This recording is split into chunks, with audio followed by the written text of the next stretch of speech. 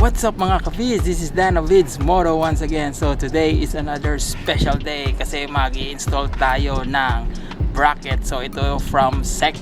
So Parrot version 2. Okay, so kung kayo ay bago lang sa channel, don't forget to click the subscribe button and smash that notification bell para lagi kayong una sa mga upload ng Vids Moto. So tara, install na natin ang SEC Parrot version 2 bracket.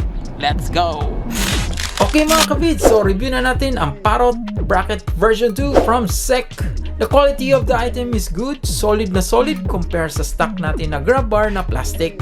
Well, alam naman natin kung bakit ginawa ng Honda yon to cut some weight sa ating ADV. Yung bigat niya is around 1 to 1.5 kg in my estimate, kasama na yung platform para sa box. Maximum load niya is around 20 kilograms bago bumigay at mabali. And pwede ang 45 liter na utility box. Let's take a look sa item. Yung paint finish niya is good. Medyo manipis lang ang pagkapintura. And yung gilid ng bracket sa bandang ilalim medyo magaspang at hindi comfortable lalo na sa pag-grip mo na nakakamay. Pero kung naka-gloves ka naman, okay lang, no problem.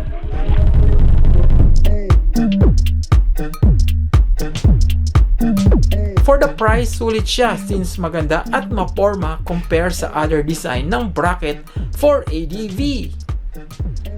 Sa pagkabit nito mga ka-vids, need nyo lang ng konting modification pero hindi naman siya required. So kung gusto nyo makasiguro na ang fairings nyo ay hindi mag-crack sa paghigpit, then continue sa panonood. Sa pag-install natin ito, need lang natin lagyan ng dalawang washer and dalawang lock washer. Ito ay magsisilbing spacer between the bracket and the fairings. So as much as possible, humanap kayo ng stainless.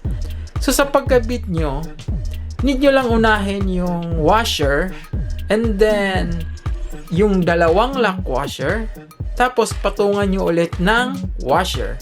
So in short, naka-sandwich lang ang dalawang lock washer sa dalawang plain washer. Daming washer. To do this on the other side. So yung taas naman, pwede na yung stock na bolts. So lalapat naman siya. So there you have it. The Parrot version 2 bracket by SEC. I highly recommend this sa mga nagbabalak na mag-upgrade ng grab bar sa ating ADV.